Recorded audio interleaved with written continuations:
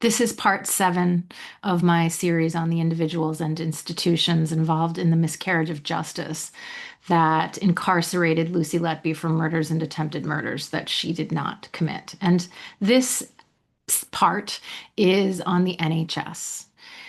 And just to say, before I go into some of the problems with the NHS that could have led to this horrendous situation that Lucy is in, the NHS is, in theory, an excellent, incredible institution, one that has been exalted in the US for many decades because of its universal health care, because it allows all people to have access to health care. Everybody in the UK can go to the doctor, go to the hospital, and not see an enormous bill that puts them into bankruptcy, which is a common issue in the US. So all of the things I'm going to say about the NHS is precipitated by the acknowledgement that the NHS is in better shape than the US medical system by far. And that doesn't say much, but it's not to place a judgment on a healthcare system that is completely separate from my own experience. It's just to point out the ways that the NHS is in part responsible for what has happened to Lucy and to examine the ways in which her situation occurred because of those failings rather than because of malfeasance on her part. The NHS was started in 1948 because of unequal access to healthcare, because the wealthy were able to afford healthcare and the poor could not. And then also it was started because of the success of coordinated hospitals during World War II.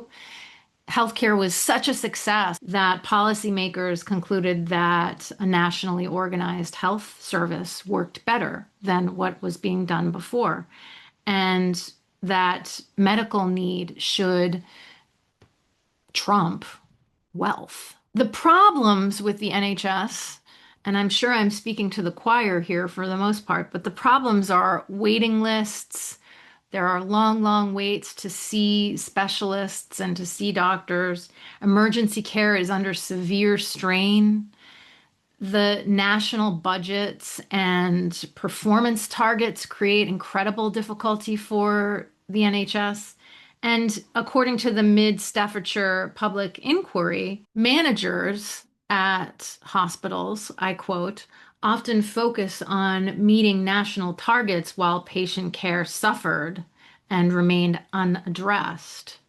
And that trusts within the NHS experience an institutional culture which ascribed more weight to positive information about service than information capable of implying cause for concern.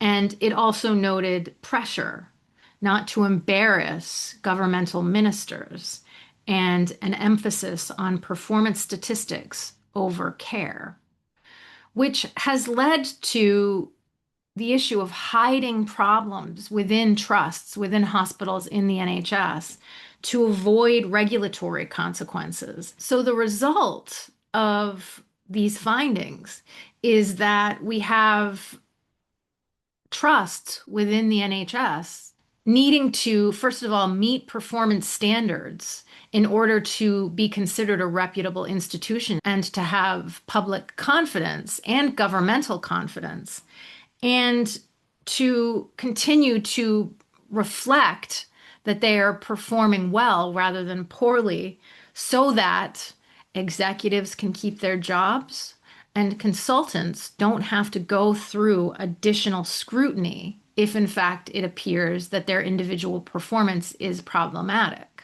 Poor performance can make it harder to justify discretionary capital investment. So if a hospital is performing poorly, the NHS is not going to support a capital campaign because first, the problems need to be addressed before there can be any kind of expansion, which is, of course, a vicious circle because how can problems be addressed when there is no expansion allowed?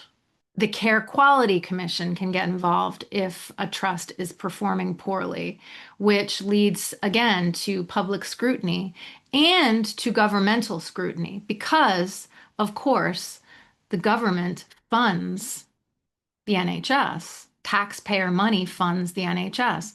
So it all comes down the line. It's like a hierarchy of confidence. And when that confidence is failing, then the trust involved will suffer as a consequence. And so there is a drive to maintain a facade of confidence, success, good care, good organization so that the wheels can keep turning, so that the hospital can keep functioning, while at the same time it's truly not functioning. But to reveal that will lead to incredible downgrades, which then make individuals suffer, which is selfish and ego-based, then also the trust itself to suffer and patients to suffer as well. Maternity wards and neonatal units suffer most of all, and there are a few reasons for this. First of all, there are two patients to deal with rather than just one, so that increases the stakes of the care. There is a shortage of skilled workers, such as midwives, obstetricians, and neonatal nurses. And then something that is a problem across the board is the dismissing of women's concerns. This is a big problem because it leads to poor escalation of incidents that then lead to poor care. It leads to bullying of the mothers and not addressing their needs because of this belief that somehow the woman is being dramatic or not understanding her own condition.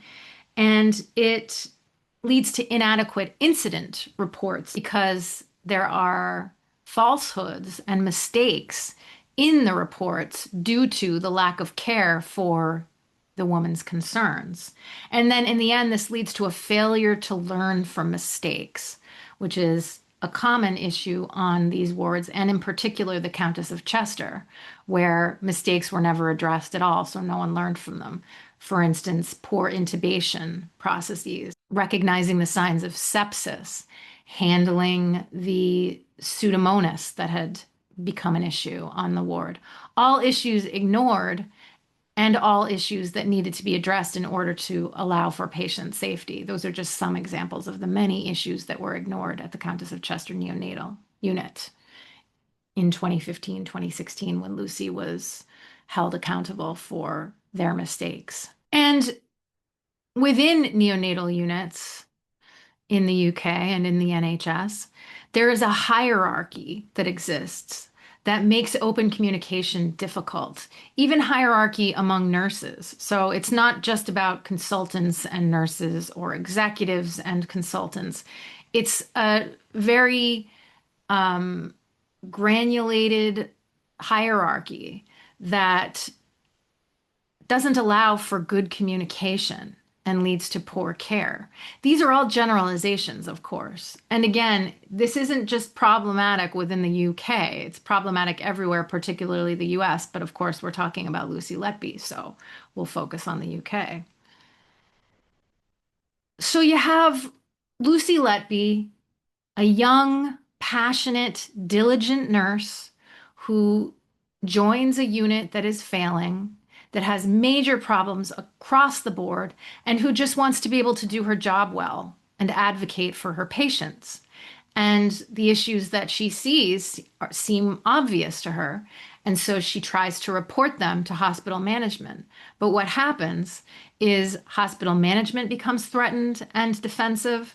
The consultants become threatened and defensive because of fear of having to go through increased scrutiny, having to experience revalidation in a more intense way, or even regulatory action from the GMC. So all of these things coalesced and created a situation where it was easy to turn the tables on a person like Lucy Letby, who was just trying to do her job and didn't quite understand the complexities of the National Health Service generally and the hospital in which she worked, and made it so that she was turned into the witch that needed to be burned rather than an innocent person who just wanted to make it better, didn't understand that her way of doing so was just going to cause her incredible horror and incredible suffering.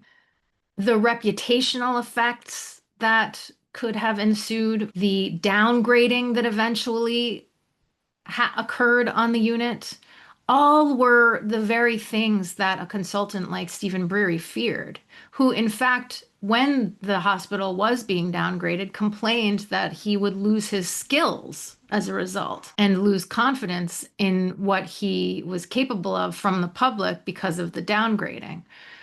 So it's all a very complicated situation, of course, but the NHS and its structure makes it so that whistleblowing is a dangerous thing for the trusts within it. And whistleblowing is only a way to make the system better.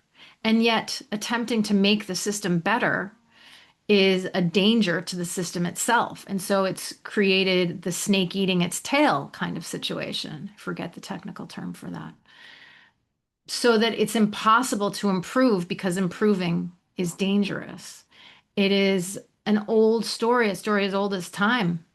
And while this incredible system was started with good intention, the saying goes, the road to hell is paved with good intentions. And the road to hell has been followed. Lucy Letby is in hell. And the NHS itself is on its way because patients are suffering, people are dying, and the system itself can't handle the burden that it has created. So this is just a brief video to address the ways in which the NHS makes hospital organization and functioning very difficult because of the ways that funding works, because of the ways that reputation can be affected by whistleblowing and complaints, and the ways in which innocent people are being held accountable for things they didn't do in order to avoid the real issue at hand.